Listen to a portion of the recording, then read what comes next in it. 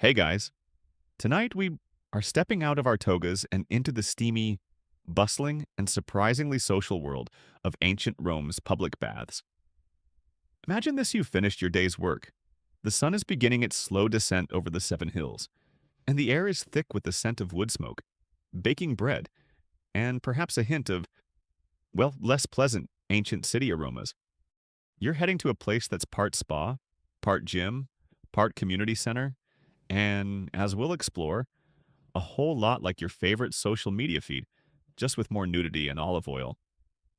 Getting clean was almost a side benefit to the main event: the schmoozing, the gossiping, the deal making.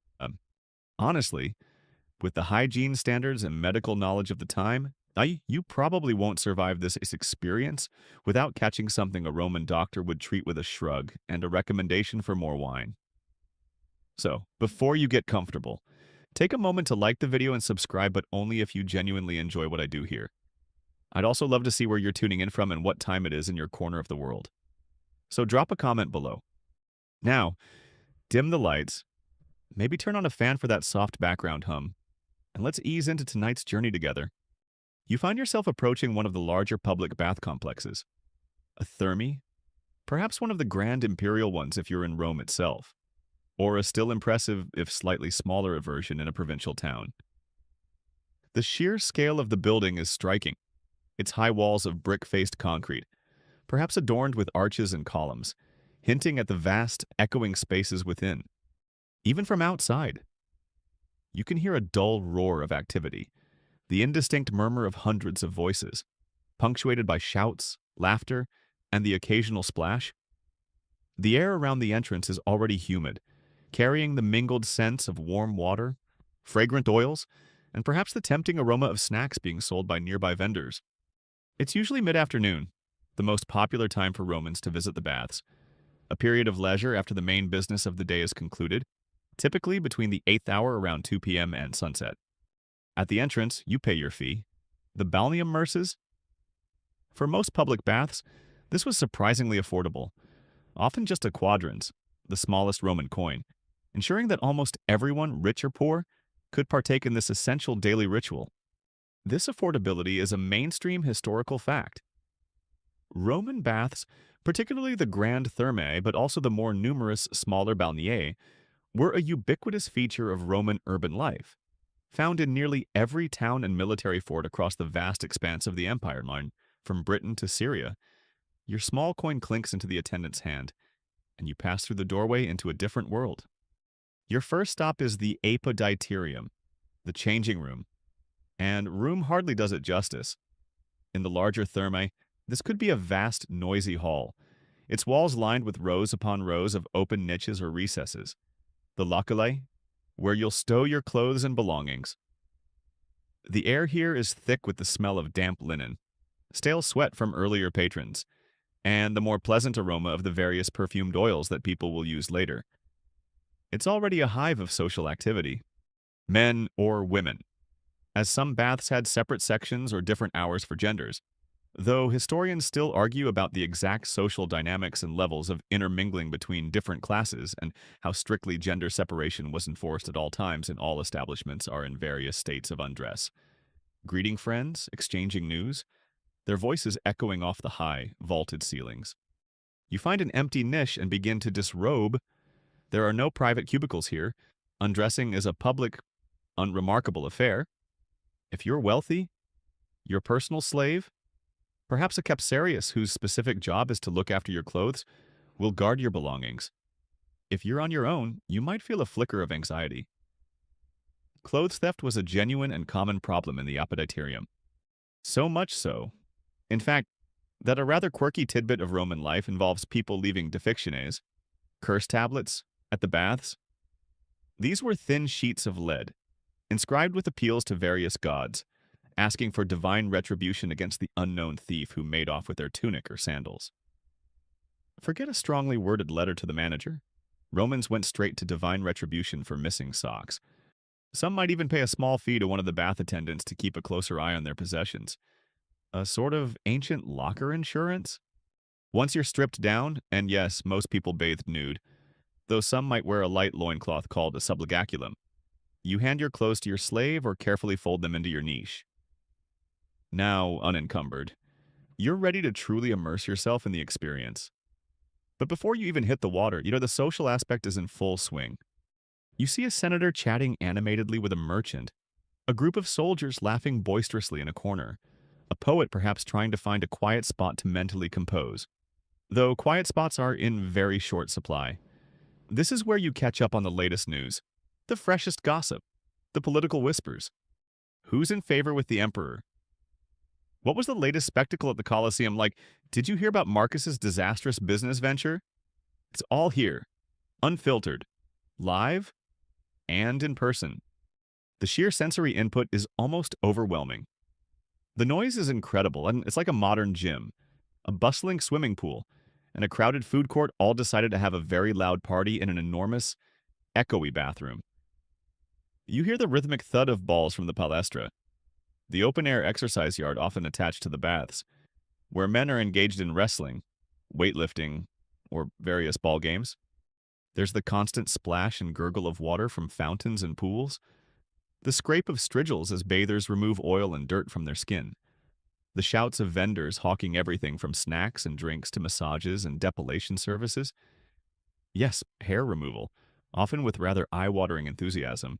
And underpinning it all, the ceaseless hum of human conversation, a rich tapestry of Latin, Greek, and perhaps a dozen other languages from across the empire. This, you realize, is indeed the ancient equivalent of scrolling through your social media feed. Here, you get your updates, you see who's connecting with whom, you observe the latest trends and hairstyles or lack thereof, and you make your own presence known. It's a place to see and be seen, to network, to reinforce social bonds, or even to forge new ones. The Roman bath complex wasn't just a place to get clean, it was an essential organ of Roman social, political, and economic life, a daily ritual that connected individuals from various walks of life in a shared, public experience. And you've only just taken your clothes off. The real journey through its steamy heart is yet to begin. As you stand there in the noisy, steamy appetiterium, the changing room we just navigated, surrounded by a sea of chattering Romans and the faint, lingering possibility of someone nicking your tunic, remember those rather dramatic curse tablets we talked about? You might start to wonder just how this colossal pleasure dome actually functions. All this water, all this heat, all these people, it's a logistical marvel. Where does the endless supply of fresh water for those inviting pools come from? And how on earth do they manage to heat some of these rooms to an almost tropical intensity, especially in the cooler climes of Britain or Gaul? Well, prepare to be impressed, because the engineering that underpinned your daily Roman bath experience was nothing short of genius for its time. Let's start with the water. Vast quantities were needed, not just to fill the pools, but also for fountains, flushing latrines, and general cleaning. This lifeblood of the baths was delivered by Rome's legendary aqueducts. These weren't just simple channels, they were monumental feats of civil engineering, stretching for miles, sometimes tens of miles, from distant springs or rivers, all the way into the heart of the city. You've probably seen images of their majestic arch structures striding across the countryside. These were built with incredible precision, relying primarily on gravity to maintain a gentle, consistent slope, sometimes tunneling through hills or bridging valleys to bring fresh water to the urban populace. It was a massive public investment, often funded by the emperor himself, a clear demonstration of civic pride and the state's concern for the well-being and cleanliness of its citizens. Imagine your water bill if you had a Roman aqueduct supplying your private megabath. Good thing the emperor usually picked up the tab for these public projects, or to be cold dips only for everyone. Once the aqueduct reached the city, the water would be directed into enormous cisterns or reservoirs, often located at high points from which it was then distributed through an intricate network of lead pipes, fistulae, to various public facilities, including your local thermi. Inside the bath complex itself, these pipes would feed the pools, fountains, and taps, ensuring a constant flow of fresh water. Any overflow or wastewater, meanwhile, was channeled away through equally sophisticated drainage systems, often emptying into the city's main sewers, like the famous Cloaca Maxima in Rome. Now, for the really clever bit, the heating. How did you get that deliciously warm tepidarium? or the intensely steamy caldarium? The answer lies in a system known as the hypocaust, a marvel of Roman ingenuity. The hypocaust heating system, though perhaps with some Greek precedents, was truly perfected and widely implemented by the Romans, becoming a defining feature of their baths and even some luxurious private villas. It was essentially an ancient form of central underfloor heating, but on a truly grand scale, somewhere out of sight, probably in a service area of the baths. Slaves would be toiling away, feeding massive furnaces or prefernia with wood and lots of it. These furnaces, burning day and night, generated immense heat. But instead of this heat going straight up a chimney, the hot air and smoke were ingeniously channeled beneath the floors of the rooms to be heated. The main floor of these rooms, the suspensura, was raised off the ground, supported by numerous short pillars, usually made of brick or stone, called pilae. This created a hollow space, a sort of shallow basement, through which the scorching air from the furnace could circulate freely. As this superheated air flowed under the suspensura, it would heat the tiles or marble slabs of the floor above to a toasty and sometimes incredibly hot temperature. But it didn't stop there. To heat the walls as well, and to create that wonderful steamy atmosphere in rooms like the caldarium, the Romans used special hollow tiles called tubuli.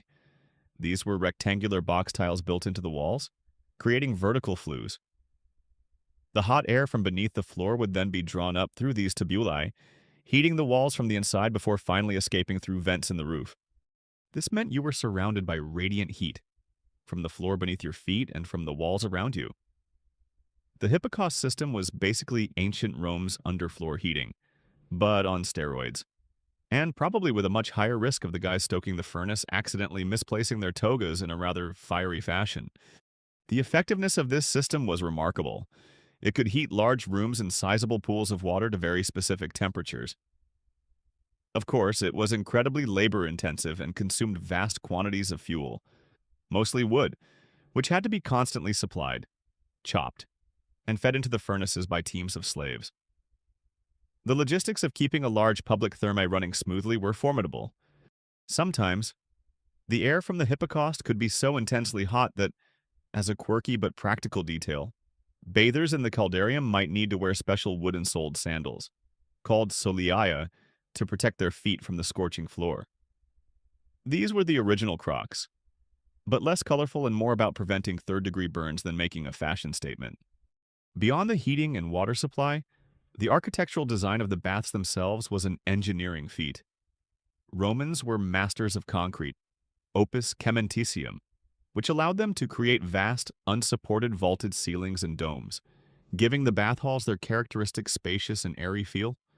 Large windows, often made of rudimentary glass or selenite, a translucent stone, were strategically placed, frequently facing south to maximize solar gain, helping to heat the rooms naturally and reduce the fuel burden on the hypocaust. Engineers and archaeologists continue to debate the exact efficiency levels of different hypocaust designs and the precise temperatures that could be consistently maintained in the hottest rooms. Like the caldarium, given the variables of fuel type, the intensity of furnace stoking, and inevitable heat loss through the structure. But there's no denying the system's fundamental brilliance. As you prepare to move from the changing room further into the bathing complex, take a moment to appreciate the hidden world of engineering beneath your feet and within the walls, the unseen aqueducts, the roaring furnaces, the intricate network of pipes and flues, all working in concert to provide you with this uniquely Roman experience of warmth, water, and social connection. It's a testament to a civilization that truly understood how to blend sophisticated technology with public leisure on an unprecedented scale. Now that you have a healthy respect for the sheer engineering power of the aqueducts and that ingenious hypocaust system keeping the floors from freezing your Roman toes off as we marveled at in Section 2, it's time to actually experience the bathing ritual itself.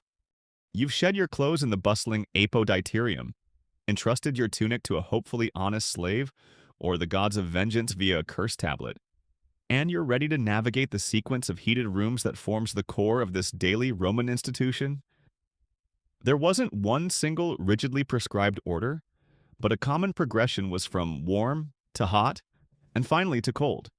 designed to open the pores, cleanse the body, and then refreshingly close those pores again. Some of you, particularly the more athletic types, might have started your bath routine even before the apoditirium, out in the palaestra. This was the open-air exercise yard, often attached to or part of the thermi complex, where you could engage in various physical activities.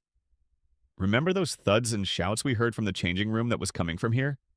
You might have a game of Trigon, a fast-paced ball game with 3 players, some light wrestling, practice with weights, or even just some vigorous running or jumping to work up a good sweat before you even hit the heated rooms. It was all about preparing the body, getting the circulation going, but let's assume you've either done your exercise or decided to skip straight to the thermal part. Your first port of call within the heated suite would typically be the tepidarium or warm room. As you pass through a doorway, often a grand, arched opening, you feel a distinct change in atmosphere. The air here is pleasantly warm, a gentle, caressing heat that allows your body to acclimatize before you venture into the more intense temperatures that await. The tepidarium often served as a social hub in itself, a place where you could linger, sit on marble benches that lined the walls, and continue those conversations you started in the changing room. The tepidarium was like the antechamber to a much more serious sauna, or the waiting room of heat. A good place to build up courage before facing the full furnace-like blast of the caldarium, and to catch up on who was being scandalously divorced or which gladiator was favored in the upcoming games. Some tepidaria might have a moderately warm pool, but its primary function was preparation and relaxation. From the gentle embrace of the tepidarium, you proceed to the caldarium, the hot room, and here the temperature and the humidity ramps up considerably. This room is directly above or very close to the hypocaust furnaces, and you can feel that intense, radiant heat coming from the floor. You might be glad of those wooden-soled solei we mentioned earlier. If the floor is particularly scorching and the walls, thanks to those clever tubuli, the air is thick with steam, often from a large basin of hot water. The labrum, or from one or more rectangular hot plunge baths. The alveoli built into the room. Here, you'd really start to sweat, the heat opening your pores and drawing out impurities, or so the theory went. Now comes a crucial part of the Roman cleaning process. As soap in its modern form wasn't commonly used for personal bathing by the Romans, a mainstream historical fact is that while they knew of soap, it was more associated with the Gauls and Germans, or used for laundry. Cleaning involved a different method. You, or if you were wealthy, your slave, would rub olive oil all over your body. This wasn't fancy. Perfumed oil for moisturizing afterwards that came later. This was basic olive oil meant to loosen the dirt and dead skin. Once thoroughly oiled up, you'd take a strigil. This was a curved metal scraper, usually made of bronze or iron, with a handle at one end. You'd then systematically scrape the oil, sweat, and accumulated grime from your skin. The strigil was the Roman loofah, but made of metal and way more intense. Think of it as an exfoliating squeegee for your entire body. The amount of gunk that came off, a mixture known as glow, could probably build a small, slightly greasy sculpture. This process could be quite vigorous, and if you were having it done by a slave, you'd instruct them on the desired pressure. Bizarrely, this glue wasn't always just discarded. A quirky and slightly stomach-turning tidbit is that the glow scraped from famous athletes or gladiators was sometimes collected and sold. Some people believed it possessed medicinal or restorative properties and would buy it to rub on their own bodies, hoping to absorb some of that champion vitality. One shudders to think of the hygiene implications. Some larger bath complexes might also feature a sudatorium, a dedicated sweating room, often circular and domed, which was even hotter than the caldarium, but typically with a drier heat, much like a modern sauna. If you really wanted to purge your system through perspiration, this was the place to go. It was usually smaller and more intense. After you've sweated oiled and scraped yourself to a state of what the Romans considered cleanliness in the caldarium, and perhaps the sudatorium, it was time for a dramatic change of pace and temperature. You'd make your way to the frigidarium, the cold room. This was often one of the largest and most architecturally impressive rooms in the thermi, containing one or more large, unheated pools of bracingly cold water. The plunge into this cold water was an essential part of the ritual. It was meant to be invigorating, to close the pores that had been opened by the heat, and to refresh the body and mind. That plunge into the frigidarium pool. It was the ancient Roman version of an ice bucket challenge, but mandatory and probably accompanied by less social media boasting and more involuntary gasping and shivering. But the feeling afterwards, many attested, was one of immense refreshment and vitality. If the thermae was grand enough, it might also boast a natatio, a large open-air swimming pool, usually unheated. After the intensity of the hot rooms and the shock of the cold plunge, a leisurely swim in the natatio under the Roman sky would be a pleasant way to cool down further and enjoy some more relaxed socializing before heading back to the apodyterium to dress. Of course, not everyone followed this exact hot-to-cold sequence religiously, nor did everyone visit every single room or spend the same amount of time in each. It was a flexible ritual, adaptable to personal preference, the time you had available, and perhaps even your doctor's advice.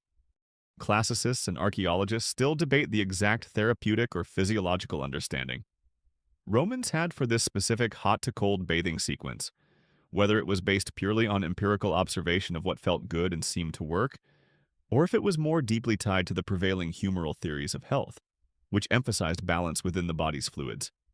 Whatever the precise theory, the experience itself, the journey through varying temperatures, the cleansing rituals, and the constant social interaction left you feeling renewed, refreshed, and very much a part of Roman society. So, you've braved the invigorating shock of the frigidarium. Remember that gasp-inducing plunge we just took? And perhaps enjoyed a leisurely float in the vast natatio under the gaze of marble statues. Your skin is tingling from the strigil scrape and the alternating temperatures.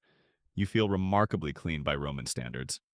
Anyway, after all that olive oil business we discussed, and now what with your body refreshed, your mind turns to the other great purpose of being here, the unparalleled, unmissable social scene. Remember the apodyterium where you first disrobed amidst a buzz of chatter? That was just the warm-up act for the main social event that permeates every corner of these magnificent thermae. This is where the Roman baths truly earned their reputation as the ancient world's social media platform. Think of the baths as a quintessential third place, not your home, not your workplace, but a vital public space where informal social life unfolded in all its messy, vibrant glory. After the physical rituals of cleansing and exercise, you're now primed for hours of interaction. And the prime currency here, much like on your favorite digital feeds today, is information news, gossip, and personal updates. In a world without newspapers as we know them, or instant global communication, news traveled orally, and the baths were a critical node in this information network. Here, amidst the steam and the echoing chatter, you'd catch up on everything. The Roman baths were basically the ancient world's liveliest internet forum, but in real time, in person, and with significantly more dampness. Did you hear what Senator Gracchus grumbled about the new tax on figs outrageous? Oh, and pass the perfumed oil.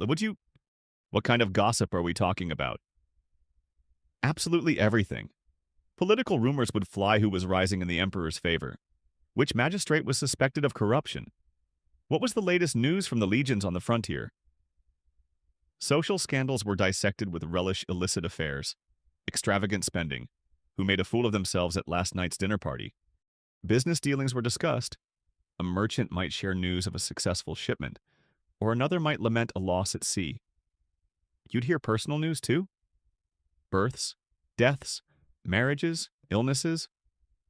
It all swirled through the warm, humid air, passed from one group to another, evolving with each retelling. Slaves, while discreetly attending their masters, were also key conduits of information, picking up tidbits and spreading them through their own networks later on. Beyond just catching up on the latest happenings, the baths were a prime location for networking and making connections. This was where you could accidentally bump into influential people. Perhaps a wealthy patron whose favor you were seeking, or a senior official from whom you needed a permit. Trying to secure a loan. Looking for a letter of introduction to someone important. Hoping to find a suitable tutor for your son.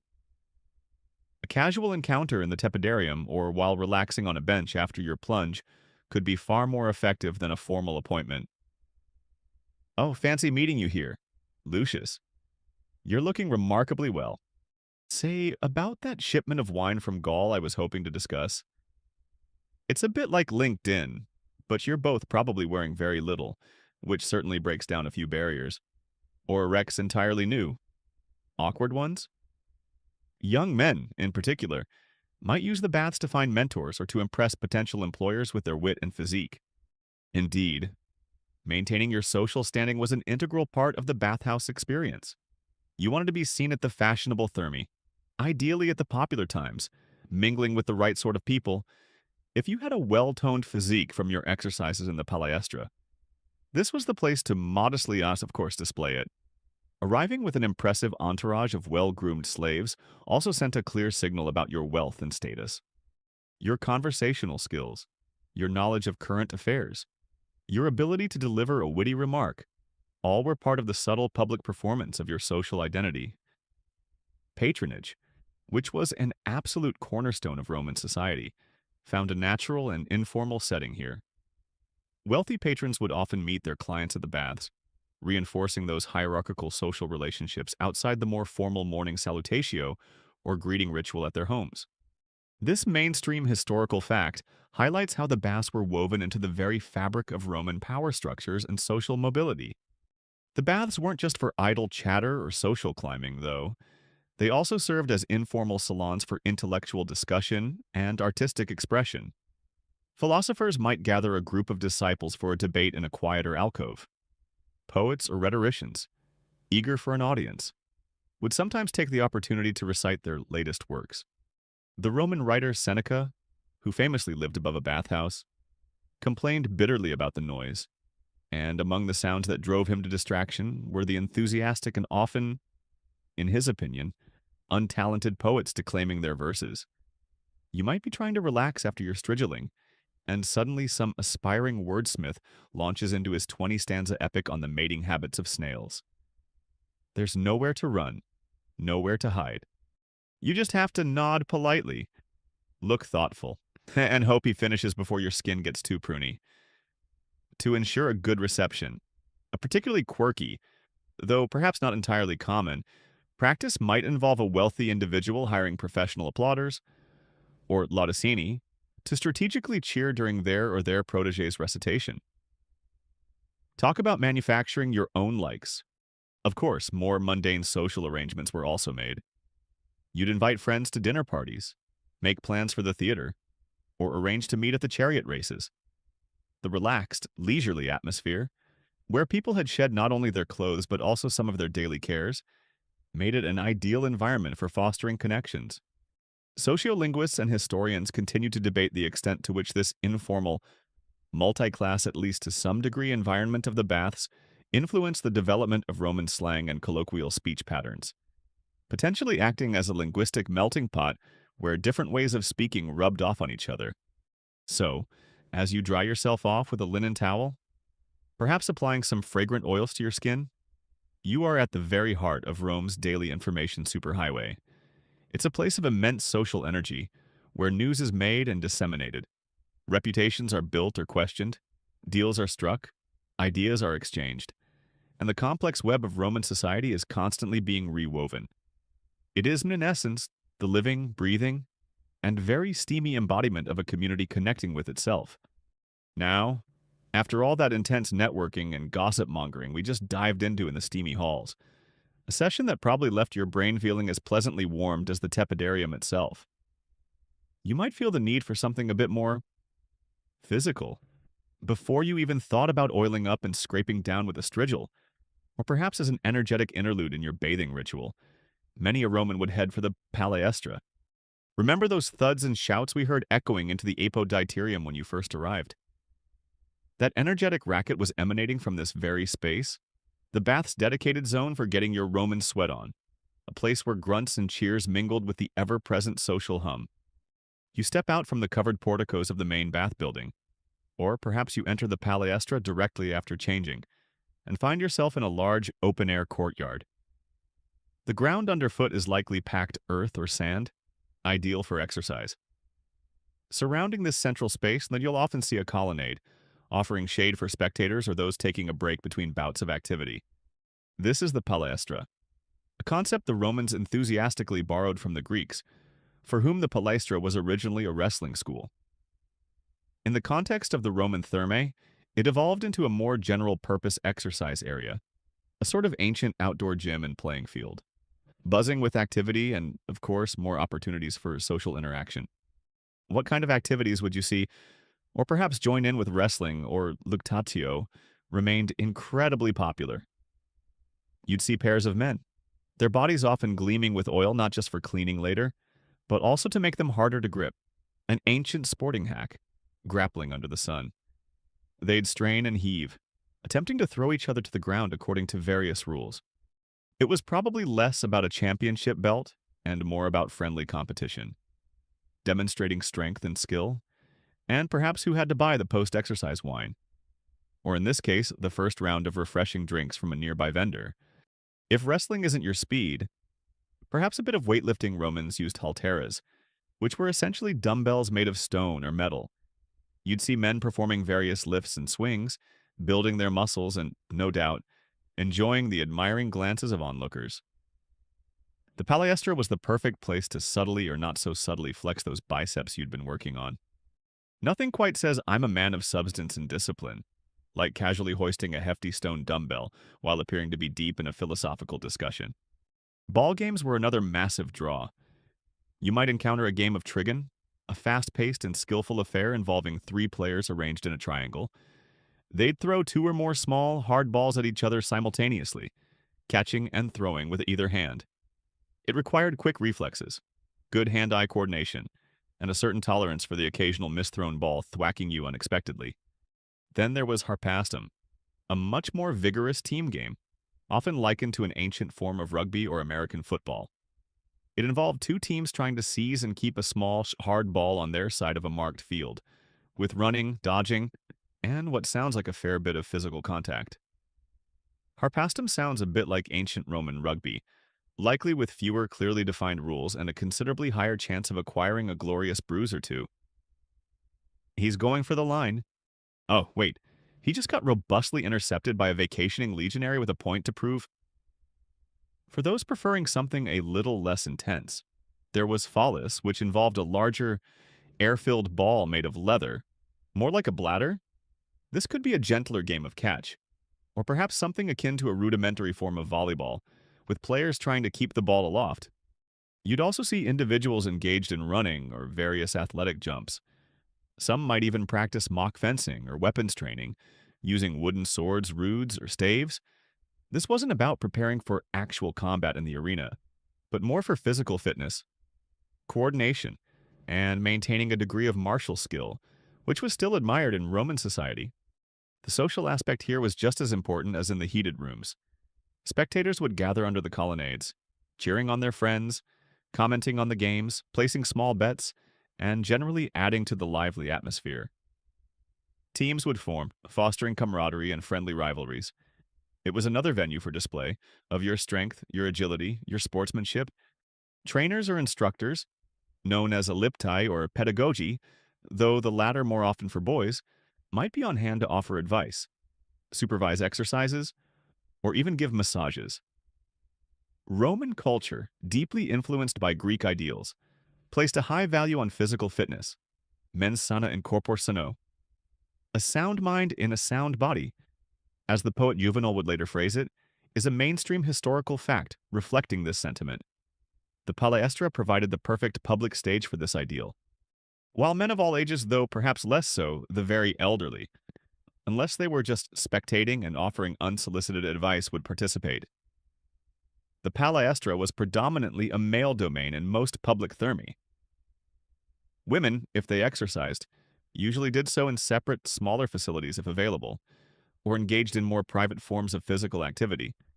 A quirky or fringe tidbit you might witness could be a particularly enthusiastic individual, keen to draw attention, engaging in elaborate shadow boxing against an imaginary opponent, complete with dramatic grunts and flourishes, or performing complex gymnastic routines that were as much about showmanship as fitness. It's the ancient equivalent of someone in a modern gym taking a series of very loud selfies between sets. There were even professional or semi-professional ballgame players who might be minor celebrities, their skills admired and emulated. Historians and archaeologists continue to debate the extent to which formal athletic training for competitive purposes versus casual recreation and general fitness dominated palestra activities in most public thermae across the empire. Was it more like a serious training ground, or more like a lively public park with an emphasis on games? The reality probably varied depending on the size of the bath, its location, and the specific clientele. However, there's no doubt that this open-air exercise space was an integral part of the complete Roman bathing experience. A place to energize the body before or after soothing it in the warmth of the baths, ensuring that you left the thermae not just clean and socially updated, but physically invigorated too. After all that wrestling and ball throwing in the palestra we just imagined, a session that likely left you feeling both invigorated and perhaps a little dusty, or even just from the sheer exertion of socializing like a Roman pro in the steamy halls as we explored in Section 4, you're probably feeling a bit peckish and almost certainly thirsty. Fortunately, the Roman bath complex is more than ready for you, because it's not just a spa and a gym, it's also a veritable ancient food court, a pop-up market, and a purveyor of various personal services, all conveniently located under one very large, often beautifully decorated roof. As you wander from the exercise yard or emerge from the bathing circuit itself, feeling remarkably clean and perhaps a little lightheaded from the heat, your senses are immediately assailed by a fresh wave of stimuli. Remember the philosopher Seneca complaining about the sheer noise from his apartment situated above a bathhouse? Well, a good portion of that delightful racket he so vividly described was likely the enthusiastic cries of the vendors. You'd hear the sausage seller, the botularius, hawking his wares with a distinctive booming call. The pastry vendor, the placentarius, would be extolling the virtues of his honey cakes and cheese tarts. Fruit sellers would be calling out the ripeness of their figs and grapes. It's a lively, bustling atmosphere of commerce, an integral part of the bathhouse experience. So, what culinary delights could you expect to find? Don't imagine a three-course meal, but rather an array of convenient, portable snacks perfect for a post-exercise pick-me-up or a light refreshment between soaks. You could get a Roman sausage, perhaps a type of blood sausage or a simple pork link, probably sold hot and ready to eat. Hard-boiled eggs were a common protein-rich snack. Various types of bread, flatbreads, and savory biscuits would be on offer. Sweet pastries like libum, a small cheesecake, or placenta, a layered pastry with cheese and honey, not the afterbirth. Thankfully, I would tempt those with a sweeter tooth. Fresh fruits like figs, grapes, apples, and pears, along with various nuts, provided healthier options. You could probably get a Roman sausage on a stick, some juicy figs, maybe a pastry that looked suspiciously like a modern, very rustic fruitcake. It was fast food, ancient style, likely best eaten with a certain robust Roman constitution, and perhaps without looking too closely at the hand-washing facilities of the stall. These vendors might have fixed stalls in designated areas, perhaps around the palaestra or in an outer courtyard, or they might be more mobile, roaming through the less formal parts of the complex with their trays of goodies. Some larger thermae even had dedicated snack bars or papanae attached. And to drink wine, of course, was a staple. It would typically be served diluted with water, as was the Roman custom, with varying qualities and prices available. If you were feeling less extravagant, or perhaps if you were a soldier or from the lower classes, you might opt for pasca, a refreshing, if somewhat acidic, drink made from vinegar mixed with water, while the baths themselves provided an abundance of water for washing. Clean, cool drinking water might also be sold by vendors, as well as sweetened fruit juices or other concoctions. But the entrepreneurial spirit within the baths extended far beyond just food and drink. This was also the place to get yourself pampered, preened, and generally serviced. After your exertions and your bath, you might fancy a massage. Professional masseurs, often called aliptai, the same term sometimes used for trainers who oiled athletes, would offer their services, kneading tired muscles and applying fragrant oils to leave your skin smooth and scented. Then there was the very Roman concern with body hair, or rather, the lack of it. Depilation services were a booming trade within the bathhouse. You'd have specialists, sometimes called dropatisti, ready to remove unwanted hair from practically any part of your body. Their tools of the trade included tweezers, volseli for plucking, or various depilatory creams and pastes, some of which were likely rather harsh and smelly, made from ingredients like resin, pitch, or even caustic substances. You might hear the occasional sharp yelp or hiss from a quiet corner of the baths, a sure sign someone was undergoing this often painful process in the pursuit of perfectly smooth skin. Beauty is pain, even when you're draped in a toga for most of the day. Other personal grooming services were also available. You could get your nails trimmed and tidied. Barbers might set up shop, offering shaves and haircuts. Perfumers would be on hand with an array of exotic scents, ready to anoint you with the latest fashionable fragrance once you were clean and dry. You could basically get a full spa day, a vigorous workout, a business lunch, and catch up on all the political intrigue and social scandals, all without ever leaving the sprawling bath complex. It was the ultimate one-stop shop for the well-rounded Roman citizen. Some establishments might even offer towel rental or laundry services, though many Romans, particularly the wealthier ones, would bring their own linens and slaves to carry them. You could probably even get your strigil sharpened if it had become dull from scraping off too much glue.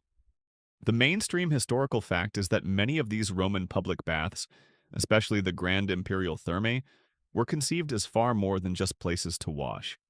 They were comprehensive leisure centers, often incorporating not only the bathing blocks and palaestra, but also libraries, lecture halls for philosophers and poets, art galleries displaying statues and mosaics, and beautifully landscaped gardens for strolling and relaxing.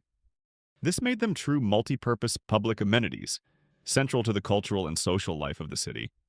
A particularly quirky and often commented upon feature of bathhouse commerce was the sheer noise generated by some of these vendors. We've mentioned Seneca's complaints. He specifically singles out the sausage seller, the confectioner, and, rather vividly, the depilator, continually uttering his shrill and penetrating cry in order to draw attention, and never silent except when he is plucking armpits and making his victim yell instead. One can only imagine the unique soundscape this created, a symphony of splashing, shouting, selling, and the occasional shriek of beautification. Archaeologists and economic historians continue to debate the precise formal economic structures within these bustling bath complexes, for instance, how concessions or licenses were granted to these myriad vendors, and the extent to which the official bath administration directly profited from these ancillary services, versus simply permitting or facilitating them as an expected convenience for their patrons. Regardless of the specific arrangements, it's clear that the baths fostered a vibrant microeconomy, a hive of small-scale entrepreneurs catering to the diverse needs and desires of the bathing public. From a simple snack to a full grooming session, the Roman bath complex aimed to look after your body, inside and out, ensuring you left not just cleaner but also well-fed, well-oiled, and perhaps even a little bit smoother than when you arrived. So, after you've enjoyed your savory sausage or sweet honey cake from the bathhouse vendors, and perhaps bravely endured a session with the dropacista for that fashionably smooth, hairless look we just discussed, ouch, indeed, you might pause on a warm marble bench and wonder what was all this really for, beyond the obvious pleasure of a hot soak, the invigorating chill of a cold plunge, and, of course, the non-stop social whirl. What did this elaborate ritual of cleanliness, this pursuit of health, and this admiration for the body beautiful actually mean to your average Roman citizen? It turns out, it meant a great deal, intertwining ideas of personal well-being, civic virtue, and what it meant to be truly Roman. At the heart of it was the Roman concept of salus, a word that translates not just as health, but encompasses a broader sense of well-being, safety, and prosperity. Achieving and maintaining salus was a core aspiration, and regular bathing was considered absolutely central to this. Cleanliness wasn't merely a personal preference. It was a mark of civilization, a daily practice that distinguished the Roman from the so-called barbarian peoples on the fringes of the empire, who were often stereotyped fairly or unfairly as being rather less fragrant. If you didn't bathe regularly in Rome, you weren't just a bit whiffy by our standards, you were potentially signaling a lack of civic pride and a disregard for Roman custom. What's that, Titus? You skipped your bath today to finish polishing your shield collection. Highly irregular. One might think you've been spending too much time with the Gauls. Remember that strigil and olive oil routine we detailed earlier? The scraping off of the glow for the Romans. This wasn't just about removing visible dirt. They believed this process opened the pores, invigorated the skin, and removed unhealthy residues that could lead to illness. While their understanding of germ theory was, by modern standards, non-existent, they empirically understood that this scraping and rubbing action, combined with the temperature changes, left them feeling cleaner and healthier. After the strigiling, applying perfumed oils was not just about smelling pleasant. It was also thought to condition the skin and maintain its suppleness. The specific sequence of hot and cold rooms in the bathing ritual was also believed to have significant health benefits. The intense heat of the caldarium or sudatorium induced copious sweating, which was thought to expel toxins and impurities from the body. This was often linked to the ancient medical theory of humors, the idea that health depended on a balance of four bodily fluids: blood, phlegm, yellow bile, and black bile. Sweating, along with other bodily evacuations, was seen as a way to rid the body of excess or corrupted humors. The subsequent plunge into the frigidarium's cold pool was believed to tone the body, close the pores, thus preventing chills or the re-entry of bad influences, and stimulate circulation. Roman medical writers, such as the renowned Aulus Cornelius Celsus in the 1st century AD and later Galen in the 2nd century AD, frequently prescribed specific bathing regimens, detailing the temperature of the water, the duration of the soak, and even the type of bath establishment as part of treatments for a wide range of illnesses. This mainstream historical fact shows that balneotherapy or therapeutic bathing was deeply integrated into formal Roman medicine, not just a folk practice. Their medical theories were often a delightful, if sometimes perplexing, mix of keen observation and, well, let's just say it's the humors acting up again. Feeling sluggish and congested. A good hot bath to sweat out those bad humors. Too agitated and feverish, a careful cold plunge to calm those rascally humors down. Then there was the Roman ideal of the body beautiful, heavily influenced by classical Greek aesthetics. There was a profound appreciation for a fit, toned, and well-proportioned physique, especially in men. The palestra, with its opportunities for wrestling, weightlifting, and various ball games as we explored in Section 5, was the perfect place to cultivate and display this physical ideal.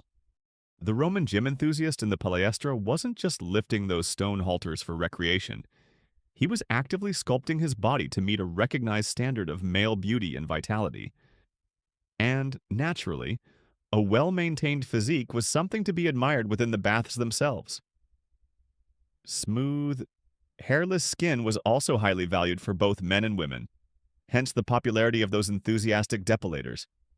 Nudity, or near nudity, within the baths was generally a matter-of-fact affair, part of the shared communal experience, though social status and decorum still subtly influenced interactions. Now, from our modern vantage point, armed with knowledge of microbiology, it's easy to see potential hygiene downsides to the Roman bathing experience. While the constant flow of water in many baths helped, the water in the pools wasn't always changed with the frequency we'd expect today, nor was it typically chlorinated. This could lead to the transmission of bacteria and other pathogens. Sharing strigils, if you didn't bring your own, or using communal oil, could also spread skin infections. The warm, moist environment was an ideal breeding ground for fungi. So that little cheeky aside in the introduction about "you probably won't survive this without catching something" wasn't entirely facetious. Romans certainly suffered from various eye infections, skin ailments, and intestinal troubles, some of which might have been exacerbated by certain aspects of bath culture. A quirky, yet significant, aspect of Roman health belief tied to bathing was the reverence for specific mineral springs or thermal waters believed to possess unique healing properties, often attributed to the patronage of particular gods or local nature spirits. This led to a form of medical tourism, with people traveling considerable distances to famous spa towns like Aquae Sulis, now Bath in England, with its hot springs sacred to the goddess Sulis Minerva, or the luxurious and sometimes notorious Baiae on the Bay of Naples, renowned for its volcanic thermal vents. These sites often had elaborate bath complexes built around the sacred springs, attracting health seekers from across the empire. Ultimately, historians of medicine and hygiene continue to debate the actual net impact of Roman bathing habits on public health, whether the undeniable benefits of widespread, regular cleaning and the promotion of physical fitness significantly outweighed the inherent risks posed by potentially unsanitary shared water facilities and the complete lack of understanding of infectious disease transmission routes. What is clear, however, is that for the Romans themselves, the baths were an indispensable institution for pursuing solace. It was where they went to cleanse their bodies, soothe their ailments, invigorate their spirits, and display their civilized status, all within a grand, communal setting that celebrated both the practical and the aesthetic aspects of a healthy life, as they understood it. As you lounge in the tepidarium, feeling remarkably cleaner and more thoroughly Roman after your striduling session, and that bracing plunge into the frigidarium which we navigated in Section 3, you're not just sitting in a functional warm room. You're immersed in a carefully constructed environment designed to impress your senses, elevate your spirit, and subtly reinforce your understanding of the Roman world and your place within it. This isn't just about the practicalities of getting clean or catching up on gossip. It's about being enveloped by art, luxury, and architectural grandeur on a scale that still astounds us today. Remember the sheer ambition of the engineering we talked about with those colossal aqueducts and the ingenious Hipparcos systems. That same Roman drive for magnificence and technical prowess extended to every visual and spatial detail of the thermae. Look around you. The very architecture of these great public baths, especially the imperial thermae in Rome or major provincial capitals, speaks of power and permanence. You are in vast, echoing halls with soaring vaulted ceilings and magnificent domes, often with a central oculus open to the sky, allowing a dramatic shaft of light to pierce the steamy air. The Romans were masters of concrete, and this allowed them to create enormous interior spaces without the need for forests of columns. Giving a sense of openness and grandeur, large windows, sometimes made with panes of selenite or early forms of glass, are strategically placed, not just for illumination but to create specific moods, perhaps catching the afternoon sun to warm a particular room or highlighting a focal point like a statue or a fountain. In many of the larger thermae, you'd notice a symmetrical layout, a carefully planned progression of spaces that guides you through the bathing ritual while constantly presenting you with new and impressive vistas. And then there are the decorations. An absolute feast for your Roman eyes. The floors beneath your possibly wooden-soled feet are often a riot of color and intricate design, thanks to elaborate mosaics. These aren't just simple patterns. They are often stunning works of art depicting lively marine scenes with dolphins leaping, fish swimming, and Neptune himself perhaps brandishing his trident. You might see mythological tales unfolding in tiny stone tesserae, scenes of athletic contests from the Palaestra, or complex geometric designs that dazzle the eye. Imagine trying to absorb the day's news from your fellow bathers while simultaneously trying not to spill your cup of diluted wine on a priceless depiction of Hercules wrestling the Nemean lion. So, did you hear about Flavius? Oh, careful, that's a rather rare Thessalian green marble dolphin you nearly splashed. Marble, in fact, is everywhere.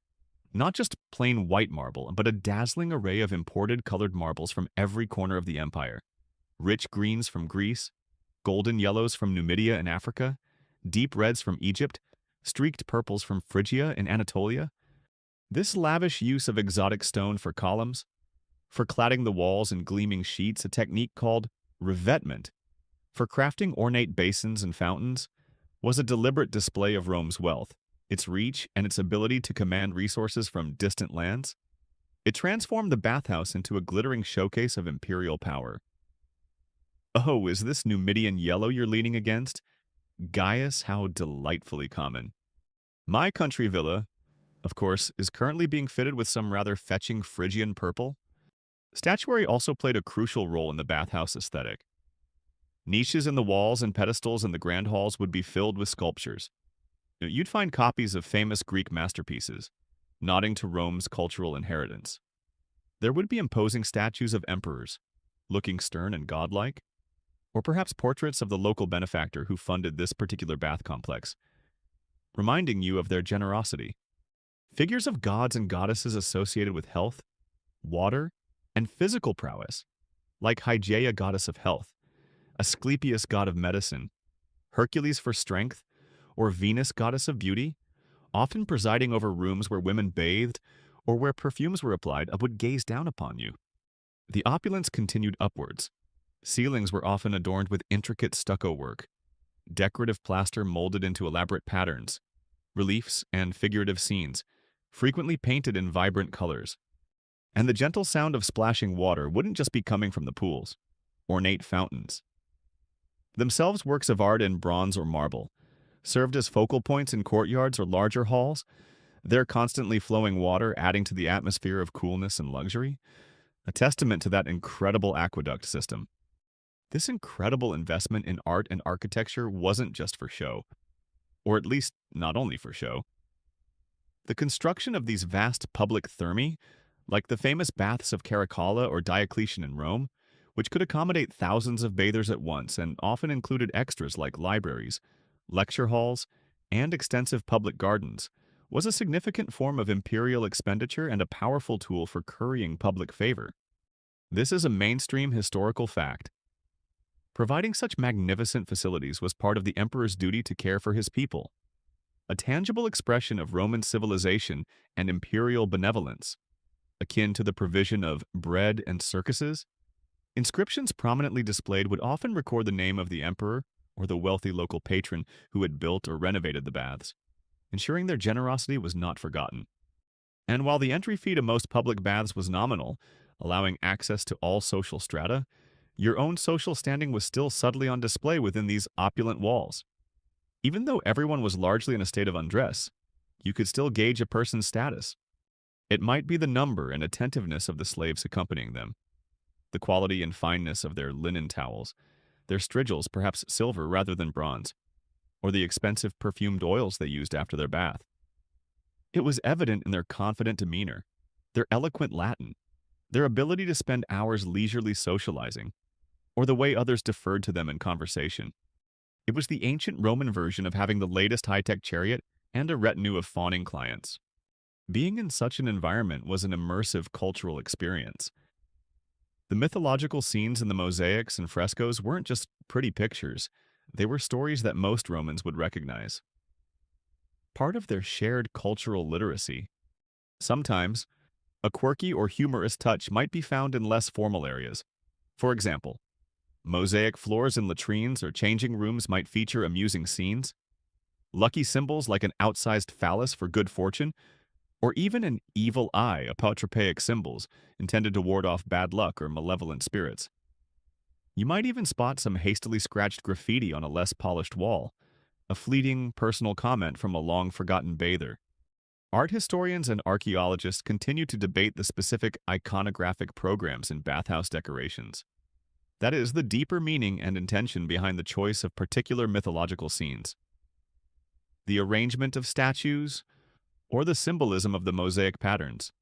Was it all purely for aesthetic delight? Was there an intention to be morally edifying, reminding bathers of Roman virtues or divine power? Or did these artistic choices subtly reinforce Roman imperial ideologies, celebrating military victories, the prosperity of the empire, and the divinely ordained social order? The answer is likely a complex mix of all these things. But for you, the Roman bather, stepping into the thermae was like entering a living museum, a public palace, and a vibrant community center all rolled into one.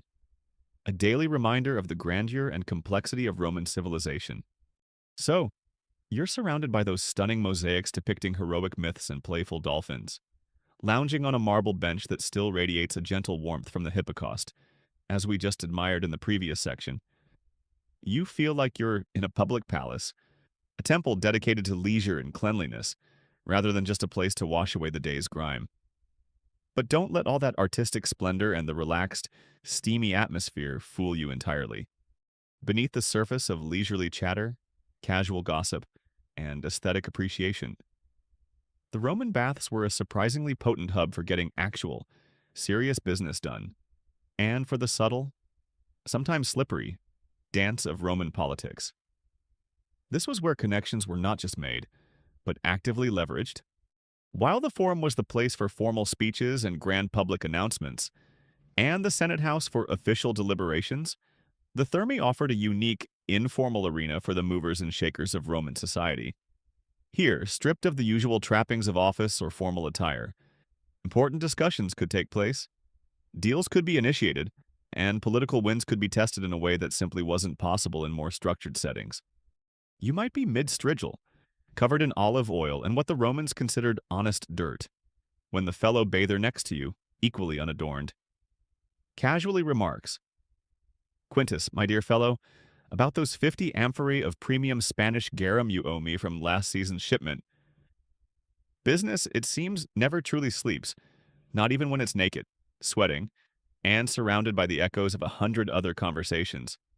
Merchants would gather, perhaps in a slightly quieter alcove of the tepidarium, or while relaxing after their exercises in the palaestra, to discuss market prices, the availability of goods, the reliability of shipping routes, or potential partnerships for new ventures.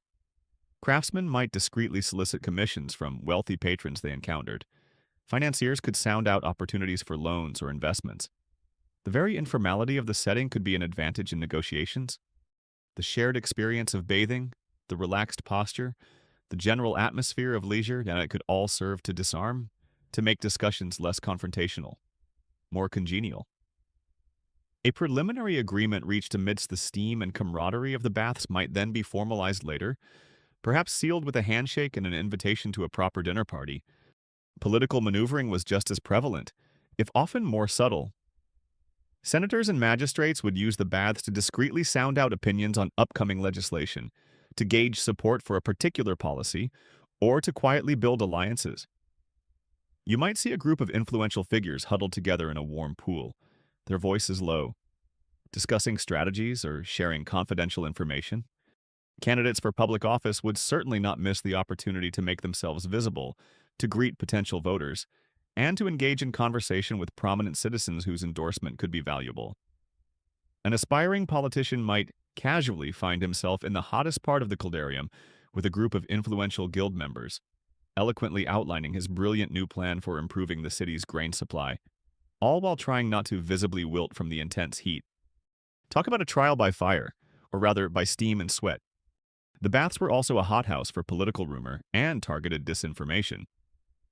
A carefully planted comment about a rival's alleged incompetence or moral failing, dropped into the right ears in the chatty atmosphere of the baths, could spread through the city like wildfire, significantly more effectively, perhaps, than a formal denunciation in the Senate.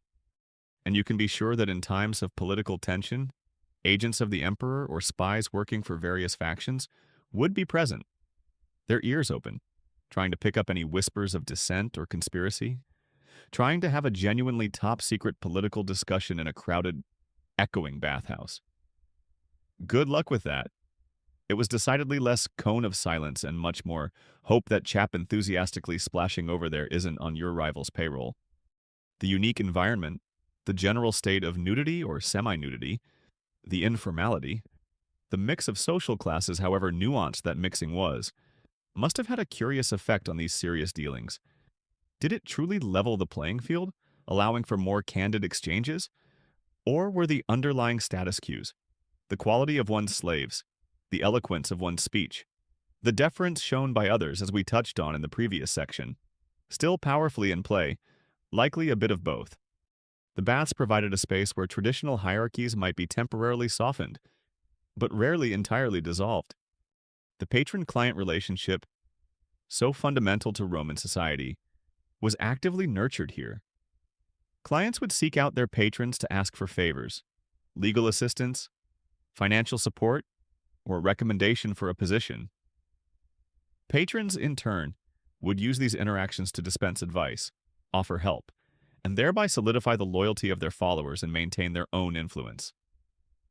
The baths were an essential, everyday venue for these ongoing negotiations of power and obligation.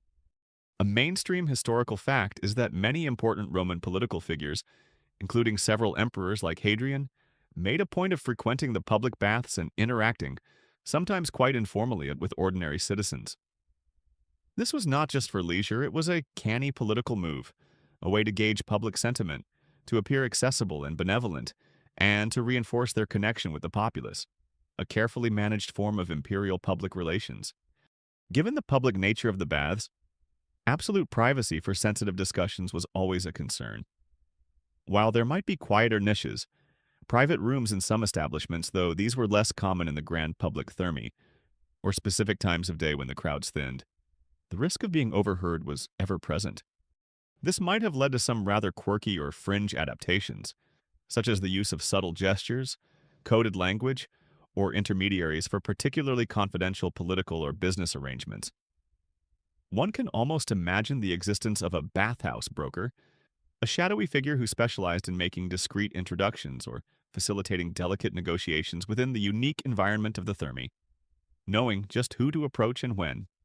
Historians of Roman politics continue to debate the actual weight and influence of these informal discussions within the thermi on major state decisions or significant economic ventures, versus the more formal deliberations that took place in the Senate, the law courts, or imperial councils.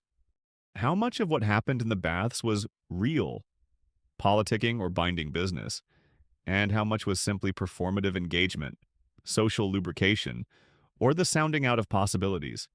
It's a complex question, but there's little doubt that the Roman baths were far more than just a place to get clean.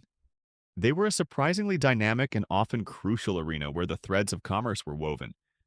Political careers were advanced or subtly undermined, and the intricate power plays of Roman society unfolded daily amidst the steam, the chatter, and the scent of perfumed oils. Now, after delving into the impressive art, the grand architecture, and even the surprisingly high-stakes business deals and political maneuvering that took place within those steamy marble-clad walls, as we explored in the last couple of sections, you might be forming an image of the Roman baths as entirely wholesome, dignified establishments, paragons of civic virtue, cleanliness, and healthy recreation. Well, hold on to your strigil and perhaps clutch your metaphorical pearls, because like any popular social hub, where large numbers of people gather in various states of undress, with ample leisure time on their hands, there was inevitably a less salubrious, and certainly more criticized, side to the story. Not every activity was about athletic prowess or philosophical debate. While most Romans undoubtedly used the baths for their intended purposes, getting clean, socializing, exercising, and relaxing, the very nature of these places made them susceptible to behaviors that raised the eyebrows, and sometimes the ire, of Roman moralists. The public mingling, the informality, the nudity or semi-nudity, and the general atmosphere of leisure could, in some instances, spill over into activities that were considered less than respectable. Remember all those vendors hawking food and wine we talked about? Well, where there's wine, there's sometimes drunkenness, and with drunkenness can come rowdiness, loud arguments, or behavior that disturbed patrons seeking a more tranquil experience. Some bathers might engage in a bit of gambling, dice games or other games of chance, in a quiet corner or in an adjoining tavern that was part of the bath complex, hoping to win a few denarii while they relaxed. And of course, the old problem of theft in the apoditerium persisted, a constant reminder that not everyone present was a model of Roman virtue. But the most frequent and vociferous accusations leveled against the baths, particularly by satirical poets and stern moral philosophers, revolved around sexual impropriety, the combination of exposed flesh, a relaxed atmosphere, and the easy mingling of people was seen by some as a recipe for licentiousness. Assignations could be arranged, flirtations could blossom amidst the steam, and undoubtedly, some individuals used the baths as a place to meet potential lovers or even to engage the services of prostitutes, who might operate within or near the bath complexes. Roman moralists loved to complain about the perceived decline in standards. The youth of today, they'd lament, spending all their time getting oiled, gossiping, and engaging in who knows what, instead of being as stoically boring as we are. A particularly thorny issue was that of mixed bathing, men and women using the same facilities at the same time.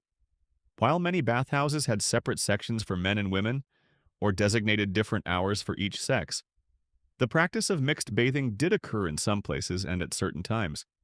and it was a constant source of anxiety for those concerned with public morality.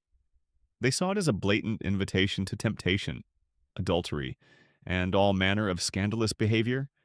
Emperor Hadrian, in the 2nd century AD, famously issued an edict attempting to ban mixed bathing, which suggests it was a prevalent enough practice to warrant imperial attention. However, enforcing such edicts across the vast empire, in thousands of bathhouses, was likely an ongoing challenge. Mixed bathing, was it a delightful opportunity for social mingling between the sexes in a relaxed setting, or a one-way ticket to moral ruin and societal collapse? Depends entirely on which grumpy philosopher or satirical poet you happen to read that day. It's important to remember that not all baths were created equal. The grand imperially funded thermae in Rome might have been subject to more oversight and maintained a generally more decorous atmosphere. However, smaller, privately owned balnea, particularly those in less reputable parts of a city or in notoriously luxurious and decadent resort towns like Baiae on the Bay of Naples, could gain quite a reputation. These were the establishments whispered about, the kind of place your stern Uncle Marcus might warn you about, but where all the interesting, if slightly scandalous, characters seem to congregate. Oh, I'm just popping down to the baths of Shady Endeavors for the excellent mineral water. I assure you, purely for my health. Roman literature, a mainstream historical fact that provides us with so much, albeit biased, information about daily life, frequently uses the baths as a backdrop or a symbol when critiquing Roman decadence, excessive luxury, and perceived moral decline. Satirists like Martial and Juvenal paint vivid, if often exaggerated, pictures of the follies and vices on display, the vain old woman trying to appear young, the lecherous man eyeing the bathers, the ostentatious displays of wealth, the general moral laxity. Later, early Christian writers also took aim at the baths, viewing them as places of pagan indulgence and worldly vanity, contrasting them with the spiritual purity they advocated. Among the more quirky or fringe concerns, or perhaps realities, were the activities of certain bath attendants. While most were hard-working individuals simply doing their jobs, stoking furnaces, cleaning, assisting bathers, some less scrupulous alipte masseurs or other attendants might offer services that went well beyond a simple rub-down or strigiling, essentially acting as go-betweens or even providing sexual services themselves. You might also find suggestive graffiti scratched into a secluded wall, little illicit scribblings hinting at secret rendezvous or forbidden desires, a stark contrast to the grand mythological mosaics elsewhere. Now, it's crucial to approach these accounts with a critical eye. Historians and classicists continue to debate how widespread genuine debauchery actually was in the majority of public thermae, versus how much the literary accounts represent moralistic exaggeration. Common satirical tropes designed to entertain and shock, or the genuine anxieties of a conservative elite about social change, and the blurring of traditional boundaries in these very public, very popular spaces. The satirists, after all, were in the business of highlighting the worst aspects of society for comedic or critical effect. They weren't necessarily objective journalists. However, it's undeniable that the potential for less than virtuous behavior existed. The Roman baths, in their immense popularity and accessibility, mirrored Roman society as a whole, a complex tapestry of virtue and vice, order and chaos, public decorum and private desires. While for most, they were a cherished and beneficial daily ritual, they also, inevitably, reflected the full spectrum of human behavior, offering a steamy, echoing stage for not just the laudable aspects of Roman life, but for its occasional scandals and moral panics as well. Now, after we've peeked behind the curtain at some of the scandals and moral panics that occasionally bubbled up in the bathhouses of Rome itself, those steamy arenas of both virtue and vice as we just explored, you might be forgiven for wondering if this whole elaborate bathing culture was just a phenomenon confined to the heart of the empire. Was it all just sophisticated gossip, political intrigue, and debates over mosaic designs within the city walls of Rome itself? Far from it. This bathing bug, this absolute Roman necessity for a daily soak, a good strigiling, and a thorough social catch-up, spread like wildfire to practically every corner of Rome's vast and diverse domain, from the misty hills of Britannia to the sun-baked sands of Syria. The spread of bathhouses was, in many ways, a key marker of Romanization. As the legions marched and administrators set up shop in conquered territories, they brought Roman customs and amenities with them, and baths were always high on the list. The construction of a public thermae, often funded by the local Roman governor or wealthy local elites eager to curry favor and display their Roman credentials, was a very visible sign that a town was becoming part of the Roman world. It was a powerful tool of cultural assimilation, offering a taste of Roman leisure and hygiene that many local populations, over time, came to embrace. Imagine yourself traveling across this immense empire. If you found yourself in Roman Britain, you'd discover bathhouses remarkably well adapted to the rather less balmy climate. Here, the efficiency of the Hipparcos system we talked about earlier was absolutely paramount. Building a Roman bath in Britain. Step 1, probably double the allocation of wood for the Prefernium. Step 2, try to convince the shivering locals that the tepidarium is meant to be pleasantly warm, not just slightly less freezing than a Tuesday in February. You'd find impressive examples like the magnificent baths at Aquae Sulis, modern-day bath, built around natural hot springs sacred to a local deity who was cleverly merged with the Roman goddess Minerva. Further north, along Hadrian's Wall, even the auxiliary soldiers stationed in remote forts like Chesters or Housesteads had their own sturdy bathhouses, a vital amenity for cleanliness, health, and morale. Journey south to Gaul, modern-day France and parts of Germany, and you'd see grand bath complexes in major cities like Lutetia Paris, Lugdunum Lyon, or Augusta Treverorum Trier, the latter boasting some of the largest imperial baths outside Rome itself. Here, Roman bathing often integrated with pre-existing Celtic traditions of sacred springs and water cults, creating a unique blend. Cross the Pyrenees into Hispania, Spain, and Portugal, and you'd find baths renowned for their stunningly intricate mosaics, reflecting the wealth and artistic flair of the Iberian provinces. Venture across the Mediterranean to North Africa, to thriving Roman cities like Leptis Magna in Libya or Timgad in Algeria, and you'd encounter remarkably well-preserved bath complexes.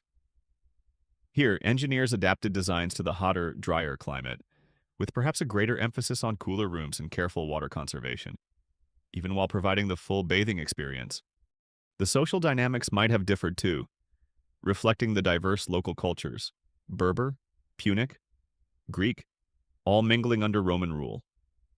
You might even find a bath in the Egyptian part of the empire decorated with mosaics that subtly incorporate local motifs, perhaps a stylized lotus alongside the usual dolphins.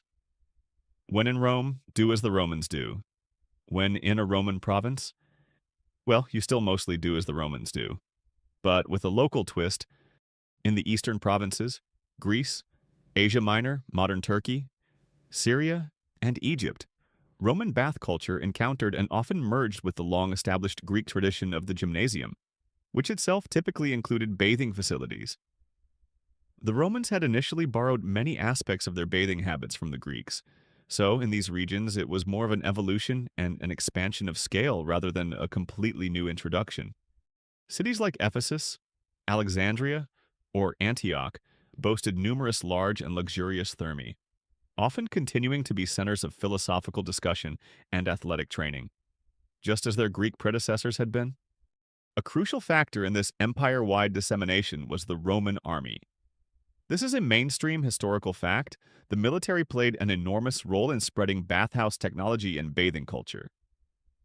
Thermae castrenses, or military baths, were a standard feature of practically every permanent Roman fort and fortress. For the soldiers, often serving for decades in distant lands, the bathhouse was essential not just for hygiene, critical in preventing disease in crowded barracks, but also for physical recuperation after training, for relaxation, and as a vital social outlet, a place to connect with their comrades and feel a touch of Roman normality far from home. Even on the windswept frontier, facing down restless tribes and enduring harsh conditions, a Roman legionary expected and usually got his hot bath, his oil, his strigil, and a good session of grumbling about the local food or the new centurion. Heard the latest from Segmentum 6, apparently. Old Decimus wears his helmet in the Caldarium. Odd chap. Morale through meticulous exfoliation and shared complaints. These provincial baths, while adhering to the basic Roman model of a sequence of heated rooms and exercise areas, often displayed fascinating local adaptations. Building materials would vary depending on what was locally available. The size and opulence of the baths would naturally reflect the wealth and status of the particular town or military outpost. Decorative motifs in mosaics or frescoes might incorporate local plants, animals, or even deities alongside traditional Roman themes. A quirky tidbit you might discover in some of the more remote frontier baths, particularly those used by auxiliary troops recruited from far-flung corners of the empire, could be graffiti in an unexpected language, or game pieces for local board games scratched into a stone bench. Little signs of soldiers from different backgrounds whiling away their off-duty hours. In places where wood for the hippocaust was scarce, like some windswept outposts, they might have even resorted to burning peat. Archaeologists and historians continue to debate the degree to which the widespread adoption of Roman-style bathing in the provinces represented a genuine, enthusiastic embrace of Roman culture and its perceived benefits by local elites and populations, versus a more pragmatic adoption of a desirable amenity, or even a subtle form of imposed civilizing mission by the Roman authorities. Was it a pull or a push, or a bit of both? The answer likely varies from region to region. But what is undeniable is the remarkable pervasiveness and adaptability of Roman bath culture. It became one of the most recognizable and enduring symbols of Roman civilization, a testament to their engineering prowess, their understanding of leisure, and their ability to stamp a distinctly Roman way of life onto a vast and varied empire, one steamy, sociable bathhouse at a time.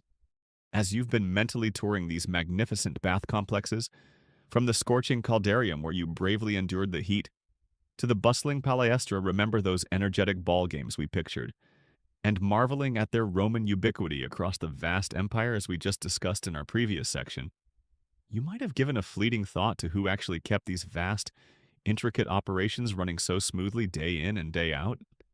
It certainly wasn't magic, or some kind of self-cleaning marbleette that ensured the furnaces roared. The pools were full, the floors were relatively clean, and your toga was mostly safe in the changing room.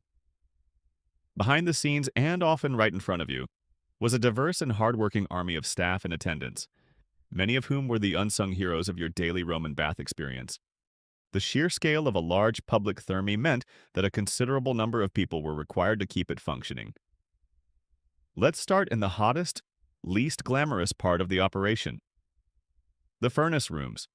Here, individuals known as fornicatores, or furnace stokers, toiled in intense heat and grime. Their job was to constantly feed the massive wood-fired furnaces of the hippocaust system, ensuring a consistent temperature for the heated rooms and pools. It was backbreaking, sweaty, and often dangerous work, essential yet largely invisible to you as a bather enjoying the fruits of their labor.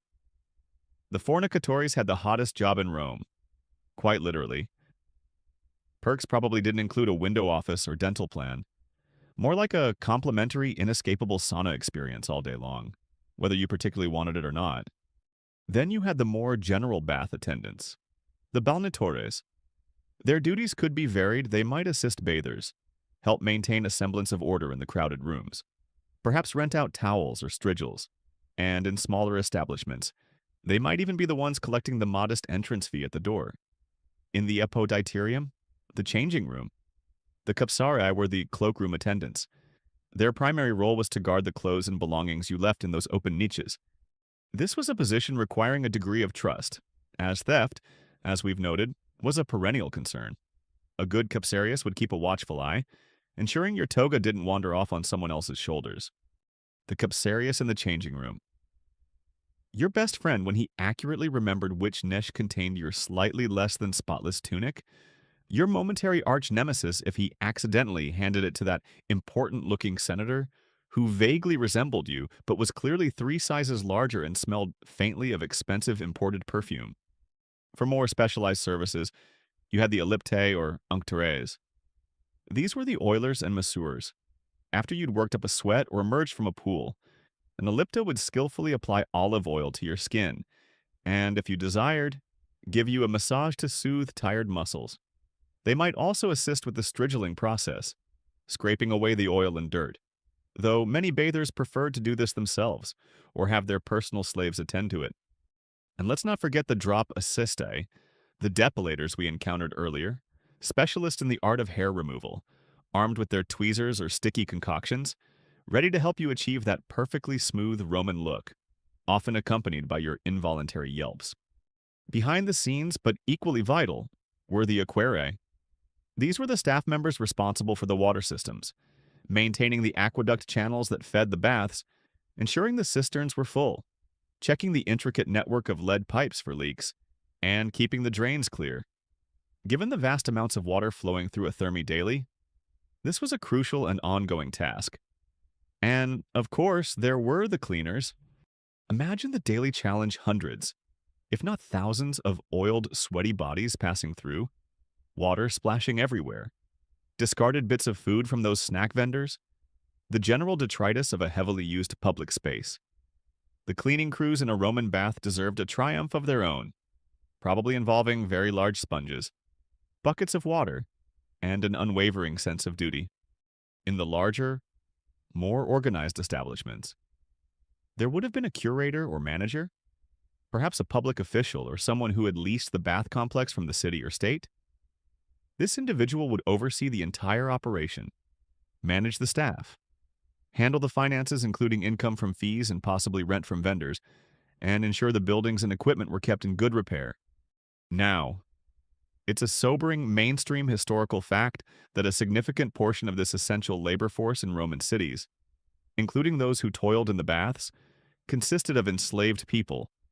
Their work was absolutely fundamental to the functioning of these large-scale public amenities, but their individual lives and experiences are often poorly documented in the elite literary sources that form much of our historical record. The fornicatores sweating by the furnaces, many of the cleaners, some of the attendants. These were often individuals with little to no personal freedom, their lives dedicated to ensuring the comfort and leisure of others. Freedmen, former slaves who had gained their freedom, also made up a part of the workforce, perhaps in roles with more skill or responsibility, like experienced masseurs or overseers. Working conditions likely varied enormously. For an enslaved furnace stoker, life was undoubtedly harsh and short. For a skilled ellipta who was a freedman and perhaps built up a loyal clientele, the situation might have been considerably better, offering a degree of autonomy and income. A quirky or fringe tidbit is that some capsarii, the cloakroom attendants, gained notorious reputations, not just for potential negligence, but for actively colluding with thieves or demanding substantial tips to ensure your belongings were actually safe. One can imagine a nervous bather eyeing the capsarius with a mixture of hope and suspicion. Perhaps some attendants had their own specialized tools or techniques, a particular blend of massage oil favored by an ellipta, or specific calls and chants used by the fornicatores to coordinate the intense rhythm of stoking the different furnaces that might feed various sections of the hypocaust. Social historians and archaeologists continue to diligently piece together the daily lives, working conditions, and social status of these diverse bathhouse staff members, particularly the enslaved individuals. As direct written testimonies from these people are exceptionally rare, scholars must rely on clues from inscriptions, perhaps a dedication by a group of bath attendants, occasional, often fleeting, mentions in literature, and a broader understanding of Roman labor practices and social hierarchies.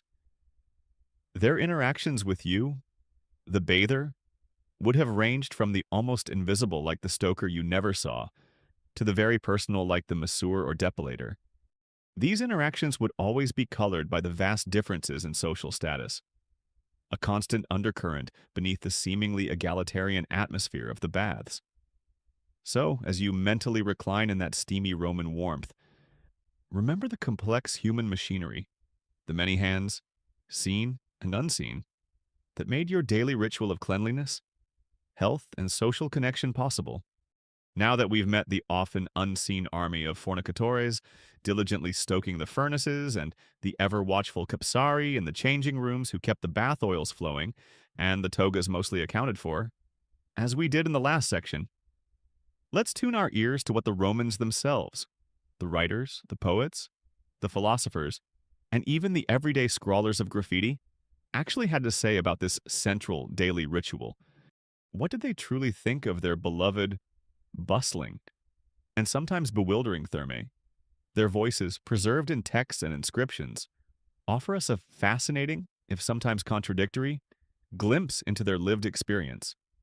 Perhaps one of the most vivid, and certainly one of the crankiest, accounts comes from Seneca the Younger, the Stoic philosopher who had the misfortune, at least from his perspective, of living in an apartment directly above a public bathhouse.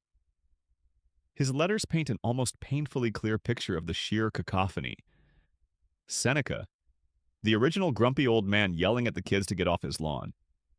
Except his lawn was a public bath and the kids were basically all of Rome enjoying itself. He complains, like with eloquent exasperation, about the assortment of sounds, which are enough to make me hate my very powers of hearing. He details the grunts and wheezing of men exercising with lead weights in the palaestra, the sharp slap of the masseur's hand on a shoulder, the brawling of a pickpocket caught in the act, the man who likes to hear his own voice in the bath, the enthusiastic and presumably off-key singer, and the deafening splash of someone jumping into the pool. And who could forget his description of the hair plucker?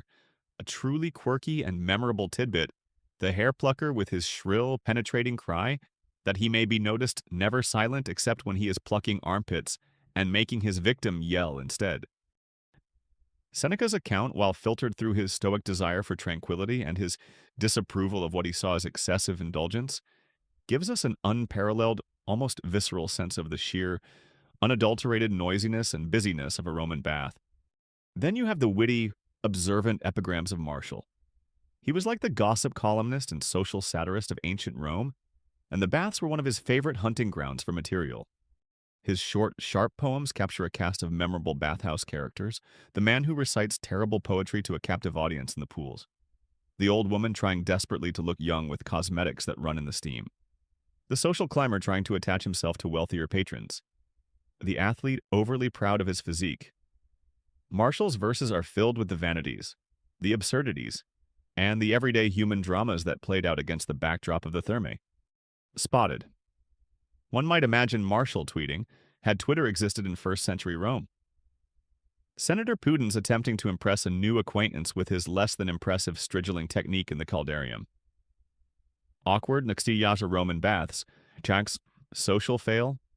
Juvenal, another powerful satirist, also frequently used the baths as a setting to critique what he saw as the decadence and moral failings of Roman society. His satires might describe the gluttony of those who would vomit so they could continue feasting at dinner parties after a bath, or the effeminate behavior of some men, or the general erosion of traditional Roman virtues amidst the luxury and idleness of the bathing establishments. For Juvenal, the baths could be a symbol of Rome's decline from a republic of stern farmers into an empire of soft, pleasure-seeking urbanites. However, not all literary accounts were so critical. Pliny the Younger, in his letters, often presents a more civilized and appreciative view. He describes his own private villa baths with pride, detailing their pleasant features and the enjoyable leisure they afforded. When he mentions public baths, it's often in the context of civilized conversation, intellectual pursuits, or the simple pleasure of relaxation among friends. For Pliny and his circle, the baths could be places of refined leisure, far removed from the raucous scenes described by Seneca or the vices satirized by Martial and Juvenal. Inscriptions found at bath sites across the empire also testify to a more positive public perception. Communities would erect plaques expressing profound gratitude to the emperor or a local benefactor for building or renovating their baths, highlighting the benefits of health, pleasure, and civic pride these institutions brought. We also have the voices of medical writers like Celsus and Galen, whom we've mentioned before. Their detailed prescriptions for therapeutic bathing, recommending specific water temperatures, durations, and even particular bath complexes for treating various ailments, show a clear medical endorsement of the practice, viewing the baths not as dens of iniquity, but as valuable tools for maintaining health and well-being.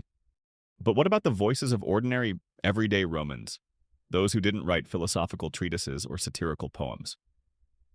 For a glimpse into their thoughts, we can sometimes turn to a more humble source graffiti, scratched onto the plaster of less formal areas of the baths, or perhaps on tiles. These fleeting messages can be incredibly revealing.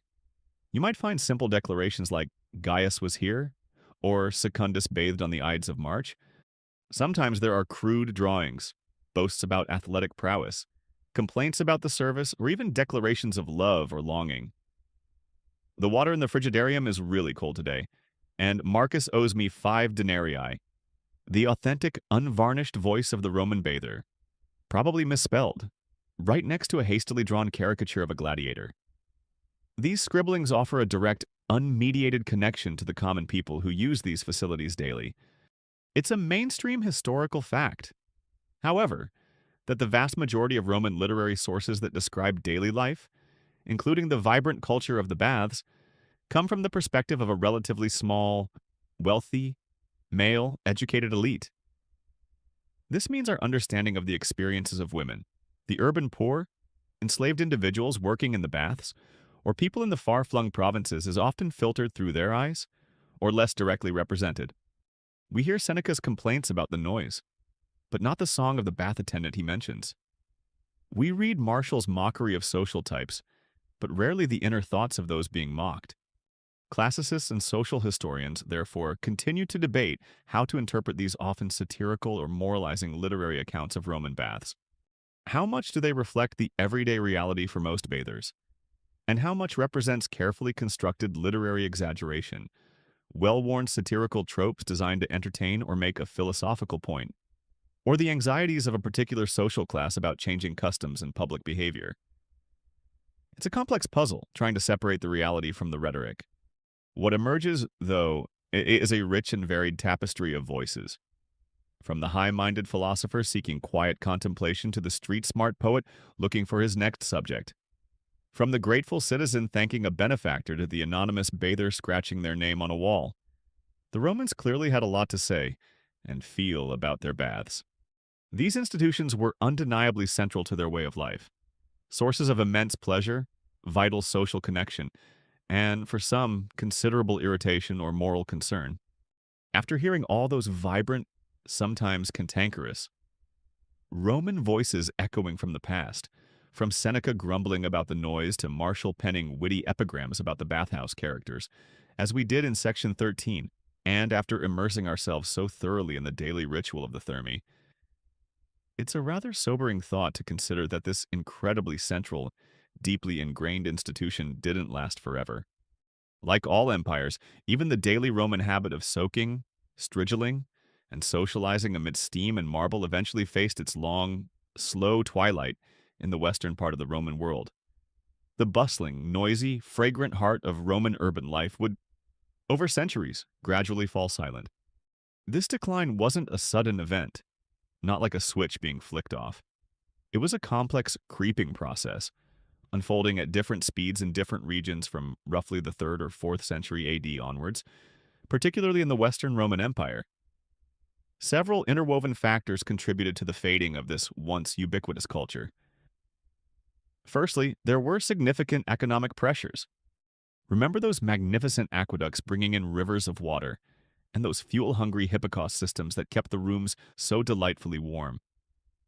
They were engineering wonders, as we marveled at earlier, but they were also incredibly expensive to build and, crucially, to maintain. As the urban economies of many Western Roman cities began to falter, as trade routes were disrupted, and as civic wealth diminished, finding the funds, the materials, and the skilled labor to keep these colossal structures in good repair became increasingly difficult. Inflation and the debasement of currency didn't help either. Turns out, funding a city-sized luxury spa complex with underfloor heating for virtually everyone gets a bit tricky when the imperial treasury is looking emptier than a wine amphora after a particularly enthusiastic legionaries party. Then came the political and social instability that characterized the later Roman Empire in the West. Centuries of relative peace, the Pax Romana, gave way to internal strife, civil wars, and increasing pressure from barbarian groups along the frontiers. These conflicts often led to direct damage or destruction of vital infrastructure. The aqueducts, those vulnerable lifelines, were prime targets.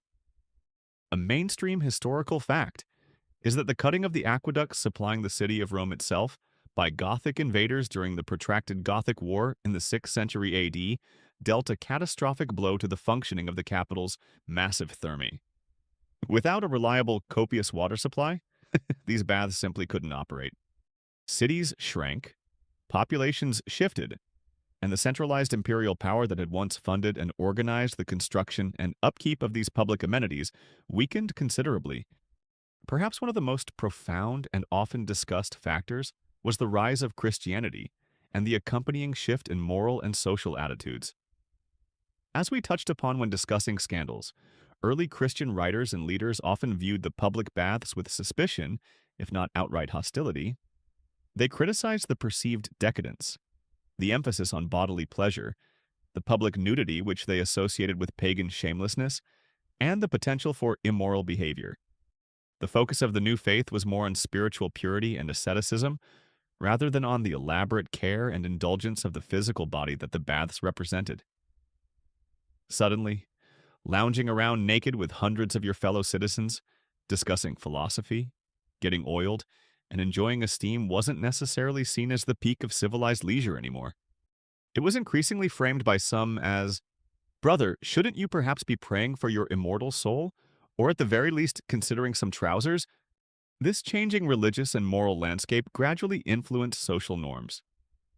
The communal, often boisterous, and sometimes mixed-gender environment of the public thermae became less aligned with the evolving ideals of Christian modesty and piety. While hygiene was still valued, the church tended to promote more private forms of bathing, or bathing within monastic communities, stripped of the lavish public spectacle and social intermingling of the old Roman style. Practical challenges also mounted. Those sophisticated Hipparcos systems required constant maintenance and an enormous, unending supply of fuel, primarily wood. Deforestation around major cities had already become an issue in earlier periods, and as trade and supply lines faltered, securing enough wood to heat these vast complexes became a monumental task. As the specialized knowledge required to repair intricate plumbing, complex furnaces, and massive vaulted structures was lost or dispersed, many bathhouses simply fell into disrepair and became unusable. It's important to note, however, that this decline was far more pronounced in the Western Roman Empire. In the East, the Roman Empire, often referred to by historians as the Byzantine Empire, continued to thrive for another 1,000 years. And with it, bath culture persisted, albeit sometimes in modified forms. The tradition of public bathing remained strong in cities like Constantinople, and these Byzantine baths, in turn, significantly influenced the development of the Islamic hammam, or Turkish bath, preserving and transforming elements of the classical bathing ritual for centuries more. But in much of Western Europe, by the 6th or 7th century AD, the era of the grand public thermae was largely over. The magnificent structures often fell into ruin, their marble stripped for other buildings, their vast halls collapsing. A quirky and somewhat poignant tidbit is that some of these abandoned Roman baths, with their echoing chambers and crumbling hippocausts, were later believed by local populations to be haunted places, or became associated with all sorts of folklore and legends. Their imposing ruins certainly sparked the imagination. In other cases, as communities adapted to new realities, these once glorious buildings were repurposed.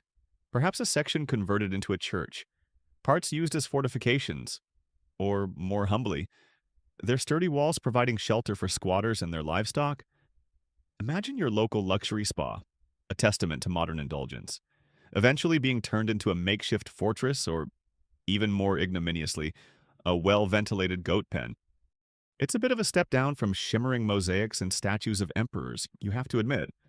Historians continue to debate the primary driver for the decline of Roman bath culture in the West, carefully weighing the relative impacts of economic collapse, the so-called barbarian invasions and the disruption they caused, the profound shifts in religious and moral ideologies brought about by Christianity, and pressing environmental factors like resource depletion and perhaps even climate change. It was likely a complex interplay of all these elements, a perfect storm that gradually extinguished the fires of the hippocausts and drained the great pools. The daily Roman ritual of social ablution, once a defining feature of an empire, slowly faded into memory, leaving behind impressive ruins as silent witnesses to a lost way of life. And so, we arrive at the end of our journey through the warm, steamy, and incredibly social world of the Roman baths. We've witnessed their grandeur, explored their intricate engineering, partaken in their rituals, navigated their social currents, and even pondered their slow decline in the West. After hearing all those Roman voices, from the grumbling Seneca to the everyday scrawler of graffiti, as we did in the last section, it's clear that the Thermae were far more than just a place to get clean. They were the beating heart of Roman urban life. But even though those magnificent structures largely crumbled or were repurposed centuries ago, you might be surprised at how their echoes resonate even now, particularly in the ways we connect, share information, and build communities. A sort of ancient blueprint for our modern social lives. The Roman baths, at their core, fulfilled a profound human need for what sociologists call third places. Environments outside of our homes, the first place, and our workplaces, the second place, where informal social interaction, relaxation, and a sense of community can flourish. Though the togas and strigils are long gone, that fundamental need for spaces where we can simply be together, share news, and reinforce social bonds is as strong as ever. You can see echoes of the Roman bath's multifaceted role in many aspects of modern life. Consider your favorite bustling cafe, the lively pub down the street, the community center, the local library, the public park, or even your modern gym with its own areas for chatter and connection. These are all descendants, in a way, of the Roman idea of a public space dedicated to well-being and social intercourse. And Ken, of course, there's the most obvious, if less tangible, parallel: our own digital social media. Think about it. The Roman baths were where you went to get the latest news and gossip, right? You'd hear it directly, passed from person to person in the tepidarium or apoditerium. Today, you scroll through your Twitter feed or Facebook updates, a constant stream of information, personal news, and yes, plenty of gossip. Remember all that important networking and deal-making we discussed happening amidst the steam? That's not so different from making connections on LinkedIn, joining professional groups online, or even sealing a casual agreement via email or a messaging app, just with significantly more clothing and less risk of dropping your tablet in a hot pool. The way Romans used the baths to maintain their social presence and status also has its modern counterparts. Being seen at the fashionable Thermae with the right entourage, engaging in witty conversation, it was all part of curating a public persona. Today, you might carefully craft your Instagram profile, share your achievements on Facebook, or build your professional image online. Different methods, perhaps, but that ancient human desire to present ourselves effectively to our peers remains remarkably consistent. So, when you're carefully selecting that perfect profile picture or crafting a witty tweet, just remember your Roman ancestors were doing something thematically similar, just in person, probably naked or nearly so, and with a higher chance of actually bumping into a grumpy senator while doing it. The baths fostered a sense of community through shared experience. Modern online forums, fan groups, or even massive multiplayer games create virtual communities around shared interests, echoing that Roman need to belong and connect. Of course, there are crucial differences. The Roman bath experience was intensely physical, multisensory, and involved face-to-face interaction in a very real, shared space. Our digital interactions are often virtual, asynchronous, and can lack that serendipitous, uncurated quality of bumping into someone unexpectedly.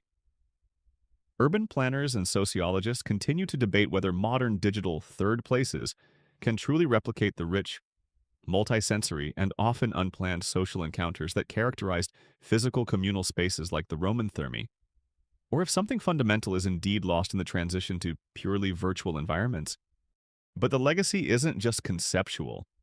While the grand Roman Thermae of the West largely faded, bathing traditions continued and evolved. The Turkish hammam and the Arabic bathhouses owe a significant debt to their Roman and Byzantine predecessors, preserving elements of the sequential bathing ritual and the social atmosphere. Further afield, cultures like the Japanese with their onsen hot springs or Scandinavians with their saunas have their own ancient and deeply ingrained bathing traditions that emphasize both health and communal relaxation, sometimes echoing Roman principles.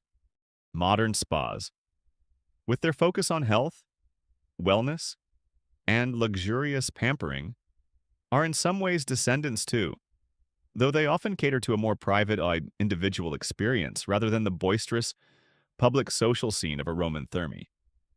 You might get the fluffy robes and the calming Enya-esque music, which is lovely. But do they usually have a chap loudly selling sausages next to the aromatherapy pool, or an aspiring poet passionately declaiming his latest epic in the sauna? Probably not. We've definitely lost something in terms of sheer, unadulterated public spectacle. And architecturally, the Romans left their mark. The mainstream historical fact is that the innovative architectural principles of Roman baths, their grand domes, soaring vaulted ceilings, clever use of natural light, and sophisticated heating systems, were studied and emulated by architects centuries later, particularly during the Renaissance and neoclassical periods, when there was a fervent rediscovery of classical antiquity. Think of grand railway stations or public libraries with their vast, airy halls. Some of that design DNA can be traced back to Roman therme. A quirky, but telling, linguistic tidbit is that the very word spa, which we associate with health and water treatments, ultimately derives from the name of the town spa in Belgium, famous for its cold mineral spring since Roman times, though the Romans themselves might have just called such a place aqua waters.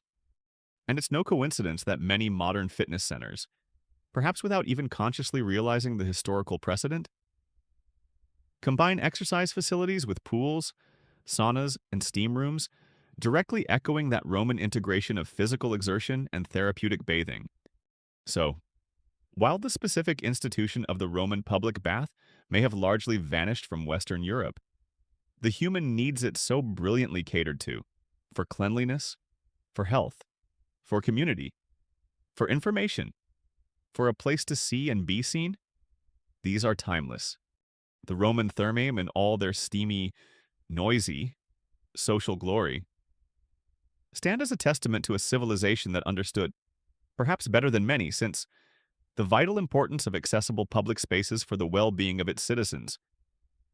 They were, for a time, the ultimate social network, built of marble, water, and the ceaseless, vibrant hum of human connection.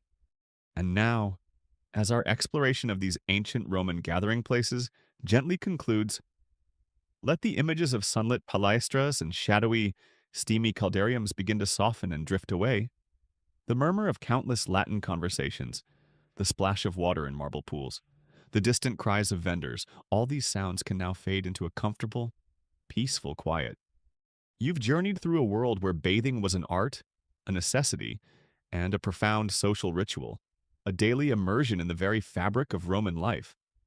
There are no more historical details to uncover tonight, no more architectural marvels to inspect, no more social customs to dissect. The story of the Roman baths, with all its ingenuity, its grandeur, and its very human complexities, has been told for now. You can let go of these ancient scenes, these echoes from a distant past, and allow your mind to settle into the stillness of your own present moment. Your own bed is a haven of peace, far removed from the bustling energy of a therme or the anxieties of ensuring your toga isn't stolen. As you lie there, feeling the gentle support beneath you, let any lingering thoughts of strigils, hippocausts, or gossiping senators dissolve like steam in the air. The only task remaining is to allow yourself to drift, easily and effortlessly, into a deep and truly restorative sleep. The soft background hum you might have, the gentle weight of your blanket. These are your comforts now. Let the peace of this quiet ending be your companion as you journey into your own sweet dreams.